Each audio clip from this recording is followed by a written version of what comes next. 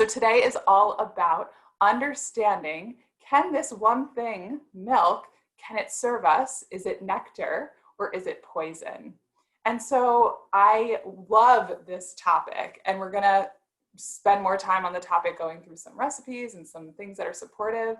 And maybe this month doesn't have an official topic, or the next few weeks, but it's gonna be things that I always tell my clients. So maybe that's the theme for this month, things that I tell my clients really often because it's so beneficial for their well-being. And so let's jump into it, because milk is one of those topics that I hear. Do I drink it? Can I drink it? Is it good for me? Is it harmful? And so this is what we're going to talk about today, because here's the thing. In Ayurveda, we say that everything can be medicine and everything can be poison, but it all depends on how we take it. And can't that be true, right? They say one glass of wine in Europe is like, according to European medicine, that it works and it's good for our blood and all of that. But what happens when we drink a bottle a day, every single day? We start to feel the effects of it. So this idea that everything can benefit us and everything can be harmful for us. But let's talk about how milk can support us. Now, cow milk specifically, I want to make sure that right now we're talking about cow's milk. We're not talking about coconut, almond, all of those other types of milk, although they have their own benefits. Today we're speaking specifically about cow's milk. And so according to Ayurveda, cow's milk has 10 properties. And it's really important when we're thinking about how to balance ourselves, how to balance the time of year, the time of our life, by thinking about what's actually happening in the product that we're about to consume. So cow's milk has a sweet quality, it's cool in nature, it's soft, it's unctuous, meaning there's a little bit of good fat to it, it's dense, it's smooth, it's slimy, it's heavy, it's slow, and it's clear. It's considered clear, just based on the Charak Samhita, which is the Vedas that we pull our information from. And so out of all of those qualities, those properties, it creates this thing called ojas. It has this property of ojas in it. And ojas in Ayurveda is this vitality. It gives us our essence. It's that last tissue. In Ayurveda, there are 7 tissues, and it's that effect of that last tissue that creates ojas. And we want ojas in our body. We want essence. We want vitality. We want that.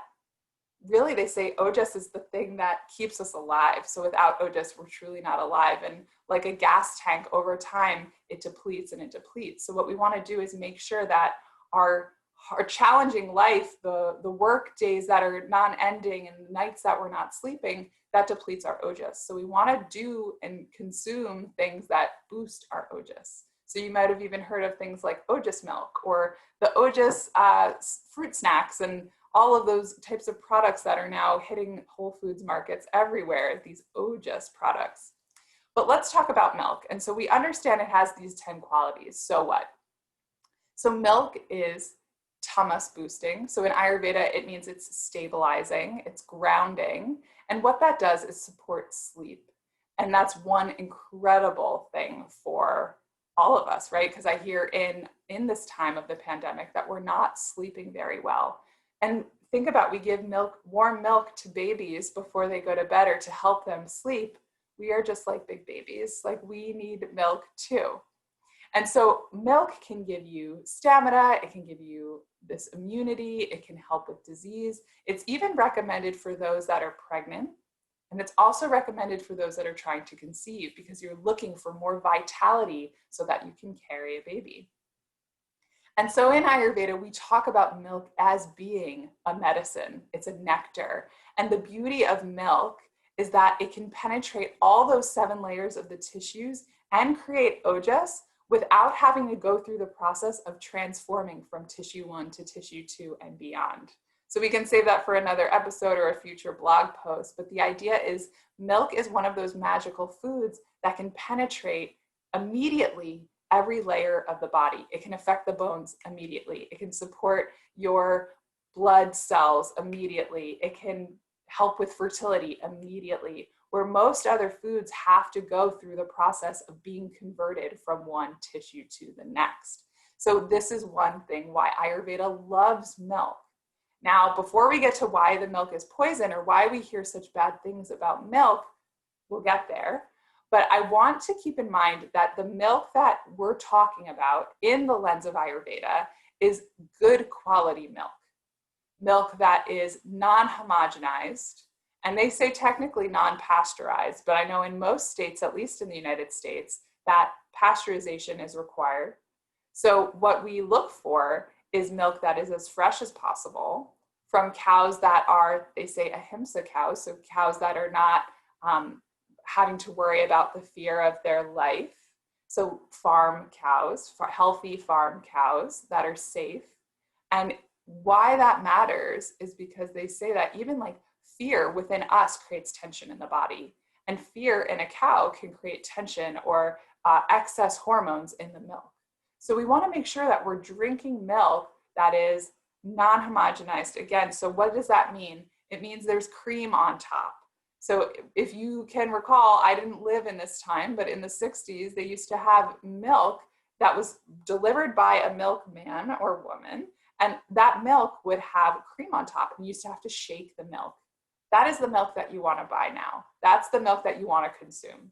So that type of milk is now available at farmers markets. It's available at a lot of grocery stores, actually. And if you live near a farm, even consider calling your local dairy farmer and asking them if you can get milk fresh from them, because then you're getting the best quality milk. So that's one huge indicator of why milk can be good, but also where you can see it starts to steer into a different direction, which we'll go down shortly.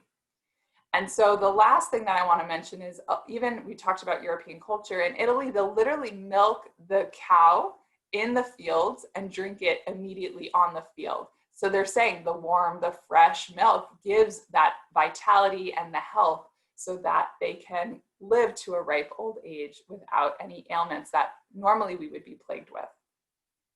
So let's talk about why milk is currently debated. And there's two main reasons.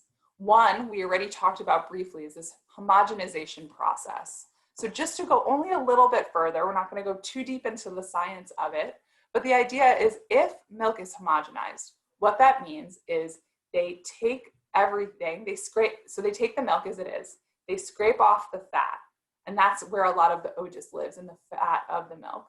They take that and they essentially re-chemicalize the product so that by emulsifying the fats, they create a product that does not digest well.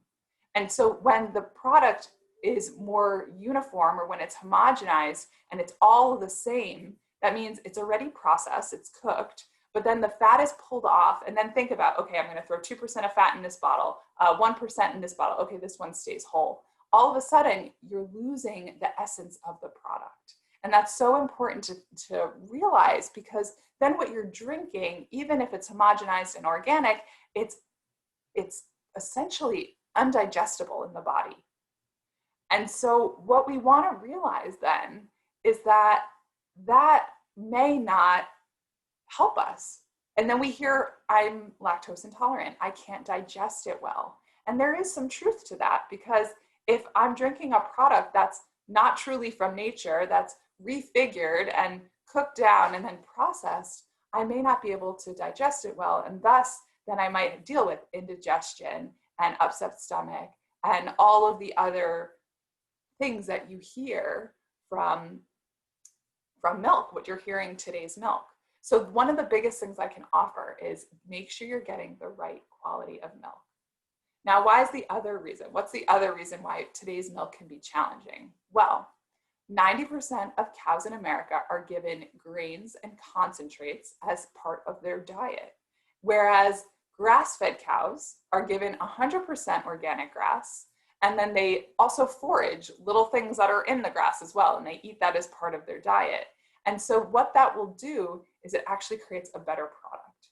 So versus be given grains that may be already, and concentrates that are chemicalized, they're getting true natural grass, which is what cows need. Now, if you haven't heard before, cows are magical because even their urine and their feces are incredible byproducts. They use urine now in a lot of Ayurvedic medicines. And they also use the feces as fertilizer, which a lot of us already know, but even it's an incredible insulator. It's a great fire starter. Cows give an incredible product. So what we want to do is make sure that these cows, or from the milk that we're drinking, are also getting the grass-fed option so that they have the high levels of the omega-3s as opposed to pumping those into the milk after the fact.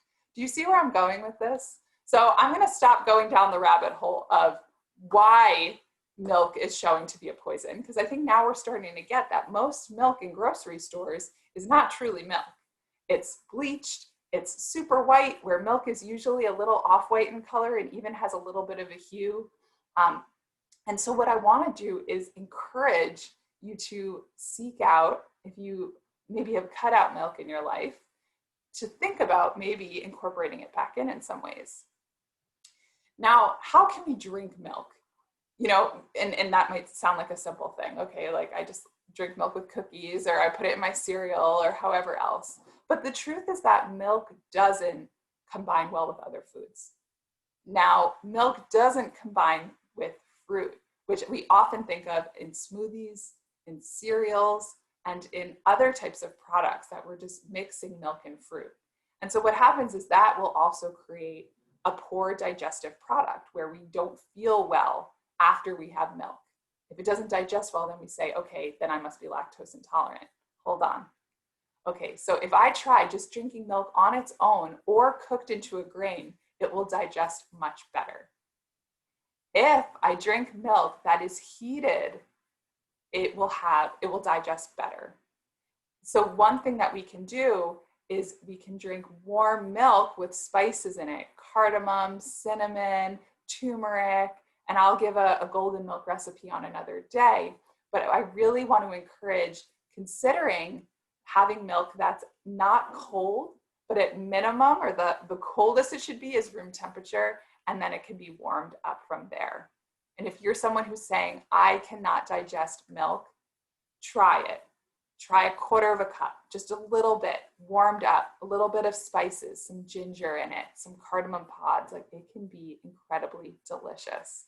So what we want to do is continue to regrow the friendly bacteria that's in our gut, and milk can help with that. Now, if you're someone who's saying, again, I don't digest milk well, could it be because you're drinking your milk cold? In ice cream, frozen yogurts, and in cheeses that are so heavy in nature, they're almost too heavy, and then they don't break up. So what we can do by heating it, we're actually changing the quality of the milk slightly to make it more digestible for our bodies. So by heating it, you change it from that property or that quality that we said of cold to warm. By heating it, we're lightening it. And think about a cheese, which can be so heavy and dense, it's a little less dense to have your milk. So this is what you can try. I want to encourage, for my friends who may have been scared of milk for a while, I know I was only drinking almond milk, coconut milk for years. Because I thought I was lactose intolerant. Honestly, when I was younger, I used to take a Lactaid because I didn't think I could digest dairy. But the truth was I wasn't taking it the right way. So here we are talking about milk for 15 minutes. Why does this matter? Well, I'm telling you that this can be one thing in your life that can help be really nourishing and grounding. It can help you in different phases of your life. If you're trying to even shift into the Vata season, which can be cold, dry, rough, right into winter, that's where we're headed. Milk can be a beautiful grounding thing. In a future episode, I'm going to tell you or even share with you why drinking even a spiced milk can be better than coffee in the morning. And I'll give you other ideas of ways you can incorporate that into your life. But I will tell you, when I talk to clients and they're experiencing certain ailments or going through certain parts of their life, very often when I recommend milk, it will help them feel better. It helps them create, again, ojas, vitality, which in our day-to-day life that we're living in the nonstop workday, our ojas are slowly seeping away. So I want to give you foods that boost your immunity, your ojas, your vitality. And so if for some reason that you're saying, hey, I don't trust this, or I want to talk to you before I try milk, call me, reach out to me. You can find me on Facebook, on Instagram, on my email, hello@glowwellness.com. You can even post on to this anywhere you find it, anywhere you're listening to it, and I will find you and I will respond. If I can say one thing in honor of our friend Mel, don't give up on it so easily. Although it may seem like a poison or what we've heard in the past few years, keep an open mind and see if you go the extra mile for milk, if it will have a better effect on you. Yes, it will be more expensive, but it will give you medicine as opposed to giving you a poison. All right, everybody, that is our Wellness Wednesday this week. There's so much we can talk about milk, how to do it, how to incorporate it, the recipes that serve it. We could even go deeper into the whys of milk or the benefits of milk. But today it's just a high level to maybe bring this friend back into your life if you've cut them out. And if you have any questions, don't hesitate to reach out to me. This is something that I think can be really beneficial as we're starting to shift into colder weather. Thank you so much for joining me this Wednesday and every Wednesday on our Wellness Wednesday episodes. We'll see you next week, and we're going to talk about coffee, another taboo subject. So I hope to see you there. I would love to hear any questions, comments ahead of time if you have them about your coffee, and I hope to support you as you find your journey to health. Wishing you an incredible day and week ahead. I will see you so soon. Take care.